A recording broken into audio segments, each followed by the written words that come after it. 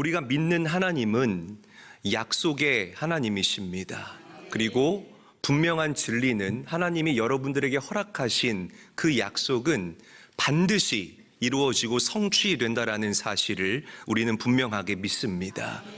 그래서 우리는 우리의 감정이나 우리의 생각이나 우리의 이성이나 우리의 경험을 붙잡는 사람이 되는 것이 아니라 하나님께서 우리에게 주신 약속을 붙잡고 살아가는 믿음의 사람들, 그리고 하나님의 자녀로 이 땅을 살아야 된다라는 거죠.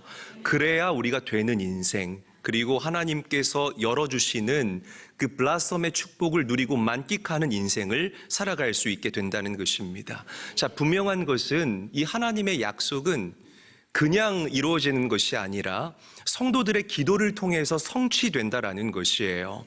하나님께서 우리에게 약속을 주시잖아요. 이 약속의 모양은 개인마다 차이가 있습니다. 어떤 사람은 보편적으로 말씀을 듣는 가운데, 그러니까 말씀 앞에서 우리가 하나님의 약속을 받아요.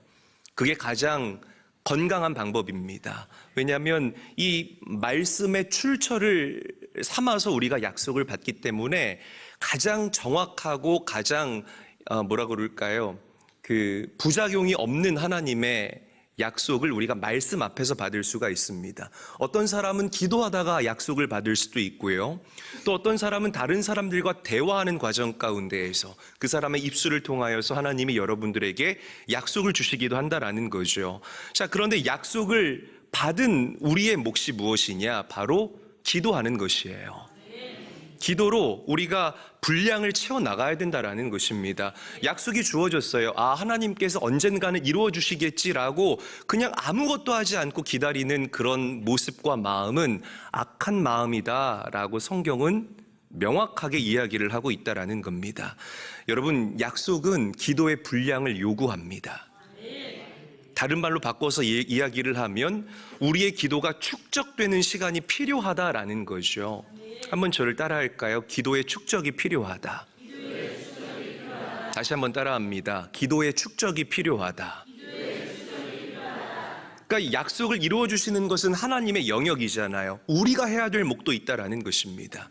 기도로 계속해서 그 분량을 채워나가고, 기도로 계속해서 하늘의 문을 노크하고, 기도로 하나님의 마음을 기쁘시게 하고, 기도로 하나님의 마음을 감동시키는 것, 이 기도를 쌓아가고 축적시켜 나아가는 것은 바로 성도인 여러분들의 몫이라는 겁니다. 기도가 축적되는 동안 아무런 변화가 일어나지 않는 것 같아요. 그래서 이 적막함과 이 침묵 때문에 우리 성도님들이 낙심하기도 합니다. 민망하게 생각하기도 하고, 막 하나님의 그 신실하심을 우리가 오해하기도 한다라는 거죠. 보세요, 우리가 기도하면 뭔가 좀 여리고성을 돈다고 가정해 봐요. 한 바퀴 돌면 이 성벽에 금이 가고, 두 바퀴 돌면 좀 성이 흔들흔들거리고, 세 바퀴 돌면 막 성에서 흙먼지가 떨어지고, 네 바퀴 돌면 성에서 막 벽돌들이 떨어지고, 이러면 우리 기도할 만 나겠습니까? 나죠. 막 하늘문이 열리는 게 보이고, 막 가시적으로 우리의 삶 가운데 어떤 역사들이 일어난다면 저 같아도 기도할 맛이 날 거예요. 그런데 기도하는 동안 우리는 필연적으로 이 변화가 없는 이 광야의 시즌, 그리고 이 침묵의 기간을 지나가야 된다라는 것입니다. 그래서 이러한 것들이 우리에게 실망감을 안겨주기도 하고 우리의 마음을 이렇게 속상하게 하기도 한다라는 거죠. 그러나 제일교회 성도들은 이 기간을 넉넉하게 이겨낼 수 있는 성도들이 되셔야 합니다. 여러분, 운동하는 사람들이 운동한다고 해서 막 바로 눈에 띄는 그런 변화를 소유할 수 없는 법입니다. 그런데 보세요, 운동을 시작했다면 남들 먹을 때 나는 가려서 먹고, 남들 들어 누워 있을 때에 나는 밖에 나가서 걷거나 쇠질을 하면 그 운동의 에너지가 여러분들 몸 가운데 축적되기 시작합니다. 쌓이기 시작한다라는 거죠. 그리고 그것이 계속해서 쌓이기 시작하면 어느 순간 나도 모르게 그 임계점을 돌파하는 순간 굉장한 변화를 우리는 경험할 수 있게 된다라는 것이에요. 여러분, 이 원리는 영적으로 그대로 적용됩니다. 여러분들의 기도는 단 하나도 땅에 떨어지지 않습니다. 쌓입니다. 축적됩니다. 믿으시면 아멘 합시다. 눈에 보기에 유의미한 변화가 없다 할지라도 변화가 없는 것이 아니라는 거죠. 엄청난 영적인 파장을 만들어내는 것이 성도의 기도다라는 이 진리를 여러분들이 가슴에 새기면서 신앙생활을 해야 된다라는 것입니다. 이 사도행전이 성령시대 아닙니까? 예수님께서 제자들에게 약속하셨어요. 내가 너희들에게 아버지께서 약속하신 그 성령을 부어줄 거야 라고 분명하게 약속을 하셨다는 거죠. 자, 그 약속을 받은, 하나님의 약속을 받은 제자들이 했던 행동이 무엇입니까? 말씀을 통해서 한번 만나보죠. 사도행전 1장 14절 말씀 함께 한번 읽어보겠습니다. 시작. 여자들과 예수의 어머니 마리아와 예수의 아우들과 더불어 마음을 같이하여 오로지 기도에 힘쓰더라. 빨간 글씨만 다시 읽어볼게요. 시작. 오로지 기도에 힘쓰더라. 오로지 기도에 힘쓰더라. 영어 성경 NIV에서는 constantly in prayer이라고 기록되어져 있습니다. 기도를 계속했다는 거예요. 쉬지 않았다는 것입니다. 무언가 예수님께서 약속을 주셨을 때에 그 약속을 이루기 위해서 내가 뭔가 인간적인 방법을 취한 것이 아니라 기도의 분량을 쌓아갔다라는 거예요. 기도를 누적시켜 나아갔고 기도를 축적해 나아갔을 때에 영적 임계점을 돌파하는 순간 하늘이 열리면서 호련히가 영어로 suddenly예요. suddenly. 갑자기 호련히 그 성령이 그들에게 부어지게 되면서 불의 혀같이 갈라지는 것들이 그들에게 임하게 되고 성령으로 채워짐을 받은 그들이 죽음을 불사하고 나아가서 예수가 주요 그리스도라는 그 진리를 담대하게 증거하게 된 놀라운 사도행전의 역사가 시작됐다라는 것입니다. 여러분, 답답해하지 마세요. 기도가 축적되고 있습니다. 할렐루야. 절대로 답답해하시거나 낙심하거나 이렇게 기죽어서 지내지 마시라는 거예요. 하나님께서 내가 너희 가정과 함께 할게, 내가 너희들의 자녀들과 함께 할게, 내가 너희들의 기업을 되는 기업으로 만들어줄게 라는 약속을 여러분들에게 허락하셨다면 이 침묵의 구간들을 담대하게 이겨나아갈 수 있는 성도님들이 되시기를 주님의 이름으로 간절히 축원합니다. 여러분, 질문 드려볼게. 한번 대답해 보세요. 굉장히 쉬운 질문을 드리겠습니다. 그 가나안의 시즌을 맞이한 이스라엘 공동체가 제일 처음 만난 성이 여리고성이잖아요. 그 7일째 되는 날 여리고성을 몇 바퀴 돌아야 됐죠? 7바퀴를 돌아야 됐어요. 그런데 만약 이스라엘 공동체가 7바퀴를 돌다가 짜증이 난 거예요. 아니 이거 좀 뭐 돌면은 이거 좀 성이 좀 뭐 흔들거리기라도 하고 좀 이게 뭐 먼지라도 떨어져야 되는데 아무런 변화가 없는 거예요. 그래서 6바퀴째만 돌고 멈췄다면 과연 여리고성은 무너졌을까요? 안 무너졌을까요? 맞아요. 안 무너졌을 거예요. 엘리야가 하늘에 그 비를 내리게 해달라고 하나님께 몇 번 기도했죠? 정답은 7입니다. 다 7이에요. 제가 드리는 7번을 기도했잖아요. 그런데 엘리야가 기도하다가 짜증이 난 거예요. 아니 비가 올라면 좀 습하던가, 아니 빗방울이라도 한두 방울 좀 떨어져야 이게 좀 기도할 맛이 나는데 아무런 변화가 없이 그냥 해가 쨍쨍 내리쬐는 겁니다. 그래서 엘리야가 만약에 6번째 기도하다가 그 기도를 멈췄다면 하늘에서 비가 내렸을까요? 안 내렸을까요? 내리지 않았을 거예요. 예수님께서 그 나병 환자였던 나아만 장군에게 요단강에 가서 7번 몸을 씻어라라고 말씀하셨죠. 그런데 나아만 장군이 몸을 씻다가 현타가 온 거예요. 야, 내가 그래도 장군인데, 야, 내가 이거 좀 뭐 하는 거야? 아니 몸을 이렇게 많이 씻었으면 이게 좀 허물이라도 좀 벗겨지고 뭐 껍데기라도 좀 벗겨져야 씻을 맛이 나는데 아무런 변화가 일어나지를 않는 겁니다. 그래서 만약에 나아만 장군이 6번째만 몸을 씻고 멈췄다면 그 나병이 나았을까요? 안 나았을까요? 아마 낫지 않았을 거라고 저는 확신합니다. 여러분, 제가 이 말씀을 왜 드리냐면 우리 성도님들이 신앙생활을 하다가 포기한 적이 얼마나 많냐라는 거예요. 항상 염두하셔야 됩니다. 내가 하고 있는 지금 이 기도는 여리고성을 6바퀴째 도는 그 믿음의 발걸음일 수가 있다. 엘리야 선지자가 정말 비를 내려달라고 간절하게 기도하는 그 6번째 기도일 수가 있고, 나아만 장군이 그 뭔가 좀 의심스럽지만 자신의 몸을 씻는 그 6번째의 씻음일 수 있다라는 그 확신과 믿음이 있어야 우리의 기도는 끊이지 않고 지속된다라는 사실을 반드시 기억해야 됩니다. 여러분, 낙심하지 마시라는 거예요. 우리가 기도를 멈춘다는 것, 기도를 포기한다는 것은 교만함입니다. 나 혼자의 힘으로도 할 수 있습니다. 세상적인 방법으로, 세상적인 투자 기법으로 나는 잘 살 수 있습니다. 의술의 힘을 빌려서 나는 나을 수 있습니다. 너무나 큰 교만함이에요. 인간의 생사화복은 오직 하나님께서 주관하십니다. 할렐루야. 그 하나님을 신뢰할 수 있어야 된다라는 거죠. 내가 세상과 타협하겠다라는 뜻이 바로 내가 기도를 멈추는 행위라는 거예요. 사랑하는 제일교회 성도 여러분, 하나님께서 허락하신 이 블라썸, 만개하다, 활짝 피어나다라는 이 은혜는 그냥 이루어지는 것이 아닙니다. 기도가 축적됐을 때에 아름답게 피어나는 영적인 꽃이라는 이 진리를 믿으시기를 바랍니다. 기도를 포기하지 마세요. 만약에 마음이 낙심되어서 기도를 포기하고 계신 그런 성도님들이 계셨다면 오늘 다시 그 기도의 고삐를 움켜잡게 되시기를 우리 구주 예수님의 이름으로 간절히 축원합니다. 기억하셔야 돼요. 나의 기도는 6번째 발걸음, 6번째 씻음, 6번째 부르짖음일 수 있다. 조금만 더 지나간다면 나는 이 기도의 응답을 받아낼 것이다. 할렐루야. 여러분, 나의 소원이 있고 하나님의 처방이 있잖아요. 가장 좋은 것은 내 소원대로 이루어지는 것이 아니라 하나님의 처방이 우리에게 펼쳐지는 것입니다. 어떤 처방이든지 간에 하나님의 처방이 여러분들 인생 가운데 펼쳐지는 그 순간까지 기도를 쉬지 마시고 기도를 축적시키시고 기도의 분량을 채워가셔서 하나님의 약속이 우리 인생 가운데 실제가 되는 아름답고 복된 블라썸의 은혜를 누리며 살아가시는 제일교회 모든 성도님들이 되시기를 우리 구주 예수님의 이름으로 간절히 축원합니다.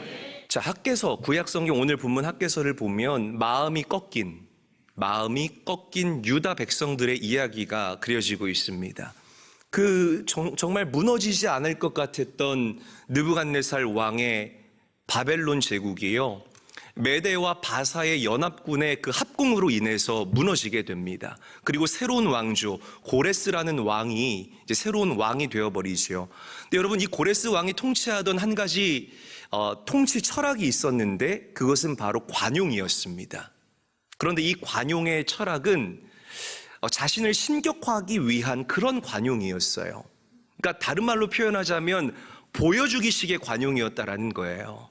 오늘날로 말하면 이 포퓰리즘이라고 이야기를 할 수가 있겠죠. 사람들의, 대중들의 인기를 끌기 위한 이제 그런 관용을 제일 앞세워서 그렇게 통치하던 왕이 고레스 왕입니다. 사실 그 마음은 굉장히 악했던 왕이죠. 그런데 어쨌든 간에 하나님께서 이 악인이었던 고레스를 통해서 유다 백성들을 다시 그 남유다 왕국으로 돌려보내게 하십니다.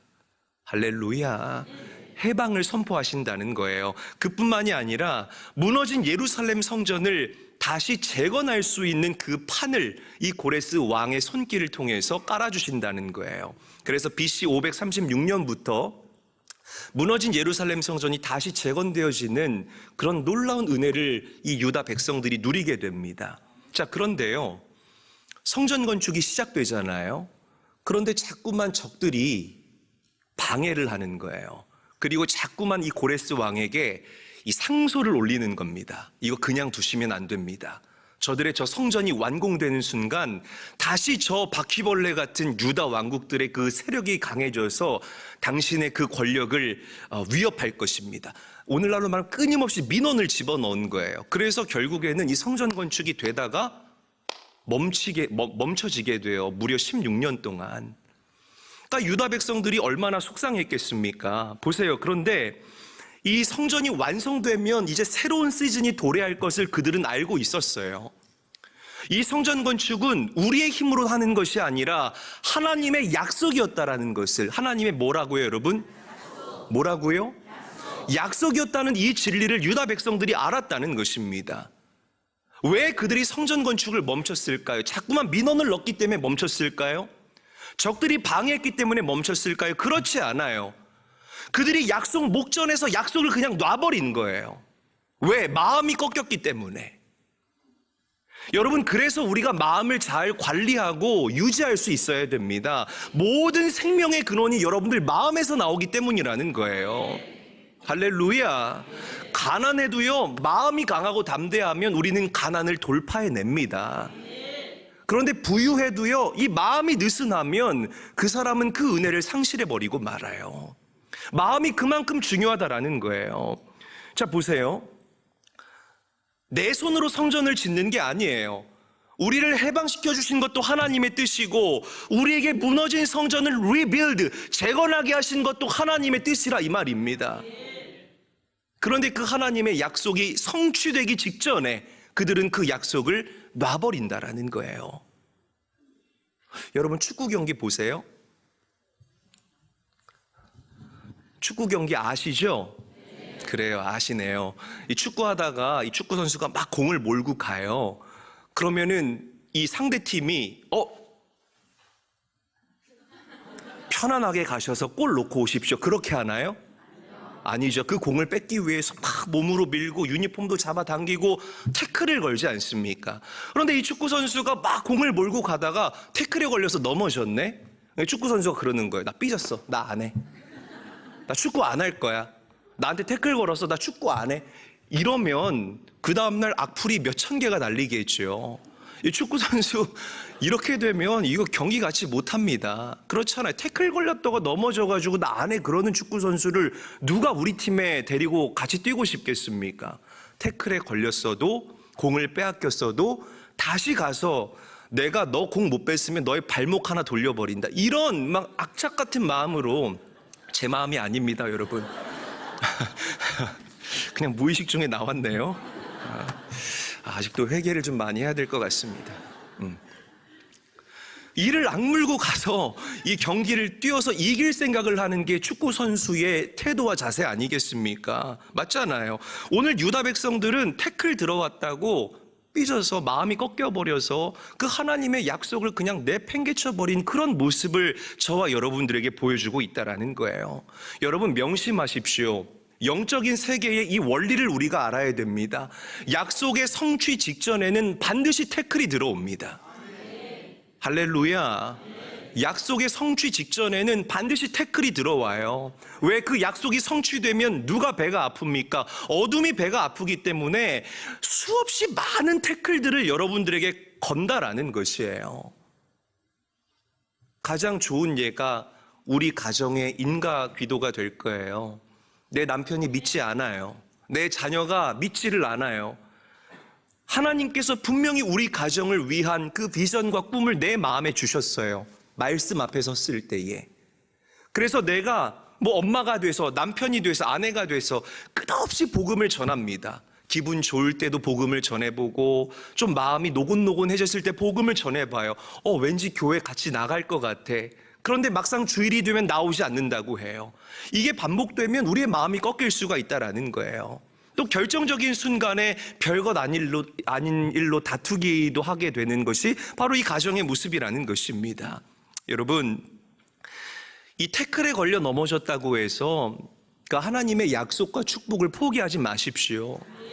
털고 일어나셔서 다시 다름질할 수 있는 깨어있는 성도님들이 되시기를 주의 이름으로 간절히 축원합니다. 태클은 필연적입니다. 반드시 그래요. 그러나 이 어둠의 태클보다 더 선명하고 더 명확한 것이 무엇입니까? 우리를 향하신 하나님의 약속이라 이 말입니다. 이 약속을 오늘 선명하게 할 수 있는 귀하고 복된 제일교회 성도들이 되시기를 우리 구주 예수님의 이름으로 간절히 축원합니다. 예수님이 십자가를 짊어지실 때에 얼마나 많은 어둠의 태클들이 있었습니까? 수제자였던 베드로도 태클을 했죠. 그런데 예수님께서는 묵묵하게 그 십자가를 짊어지시고 비아돌로 로사의 그 슬픔의 언덕을 묵묵히 올라가십니다. 그리고 마침내 아버지 하나님의 그 약속을 이 땅에서 이루어드리는 기가 막힌 인생을 살았다라는 것입니다. 이 예수님의 끈기와 예수님의 인내와 예수님의 성품을 닮아가실 수 있는 사랑하는 제일교회 성도님들의 인생과 삶이 되시기를 주님의 이름으로 간절히 축원합니다. 다시 한번 옆 사람과 인사하죠. 우리 태클 걸렸다고 주저앉지 맙시다. 인사하겠습니다. 태클은 필연적이라는 거죠. 자, 이제 16년 동안 성전 건축이 스탑됐잖아요.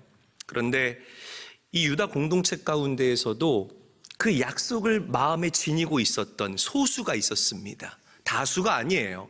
소수가 있었다는 거예요. 어떤 사람? 약속을 잃어버리지 않았던 사람. 약속을 끝까지 선명하게 영적인 조각칼로 막 내 가슴에 각인해서 이렇게 새기고 있었던 그 한 사람이 있었다라는 거예요. 그리고 하나님께서는 그 사람들의 마음을 감동시켜서 당신의 약속을 다시 이루어 가신다는 겁니다. 자, 말씀 읽어볼게요. 1장 14절. 스알디엘의 아들 유다 총독 수룹바벨의 마음을 감동시켰어요. 자, 그 다음 대제사장 여호수아의 마음도 감동시켰어요. 감동이 전이 되고 전염되기 시작한 거예요. 정치계의 거물과 교단계의 거물이 움직이기 시작했다라는 것은 일이 되기 시작한다라는 것을 성경이 저와 여러분들에게 이미지화하고 있다라는 거죠. 그리고 남은 모든 백성들의 마음이 감동됐다라고 성경은 이야기를 하고 있습니다. 약속을 선명하게 가슴에 새기고 있는 여러분들의 마음을 감동시키자 16년 동안 멈춰 있었던 성전 건축의 역사가 다시 시작되는 놀라운 일이 일어나게 된 줄로 믿으시기를 바랍니다. 감동시키다, 영어로 stir up이라고 표현합니다. stir up. 한번 저를 따라합니다. stir up. 발음 굉장히 훌륭해요. 네. stir up. 이게 무슨 뜻이냐면 일으키다라는 뜻이에요. 그리고 선동하다. 이 선동이라는 것을 우리는 좀 부정적인 사이드로 생각을 하잖아요. 그런데 이 성경에서 말하는 이 stir up, 선동하다라는 이 표현은 좀 밝은 쪽에 침체되어 있는 사람들 다시 일으킨다라는 그런 이미지로 생각하시면 됩니다. 격동시키다라는 뜻으로 이해하시면 될 것 같아요. 여러분 식혜 아세요? 식혜, 이제 명절이면은 식혜를 먹잖아요. 그런데 우리가 식혜를 먹을 때 식혜를 흔들지 않고 그냥 따라서 드시는 분은 식혜를 모독하는 분입니다. 식혜는 흔들어서 드셔야 돼요. 왜? 밑에 뭐가 있기 때문에? 쌀알들이 있기 때문에, 밥알들이 있기 때문에. 그래서 식혜를 이렇게 처음에 칙 따면 공기가 조금 빠져나가잖아요. 위에 요만큼의 공간이 생겨요. 그럼 다시 뚜껑을 닫고 팍! 이렇게 해야 이 밑에 가라앉아 있는 그 핵심 알짜배기 밥알들이 stir up 되는 거예요. 일어나는 거예요.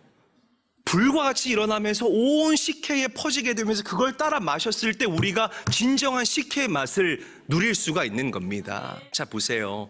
소수여도 상관없어요. 하나님은 언제나 다수를 통해서 일을 이루어 가시지 않고 약속을 소멸하지 않는 그 소수를 통하여서 당신의 뜻을 이루어 가셨습니다. 이게 2000년이 넘는 기독교 역사의 본질입니다. 저는 우리 제일교회 성도님들이 약속을 소멸하지 않는 자, 하나님의 약속이 그의 그 10년 가운데서 날마다 stir up 되시는, 감동되어지시는, 일어나게 되시는 그런 성도님들로 이 땅을 살게 되시기를 주의 이름으로 간절히 축원합니다. 그 한 사람을 통해서 이 땅에 부흥이 찾아옵니다. 그 한 사람의 감동됨을 통하여서 온전한 예배자들이 불과 같이 일어나게 될 것이고, 그 제일교회와 우리 제일교회 성도들을 통하여서 이 나라와 민족의 그 탁한 영적인 공기가 변화되는 놀라운 역사가 반드시 일어나게 될 줄로 믿으시기를 바랍니다.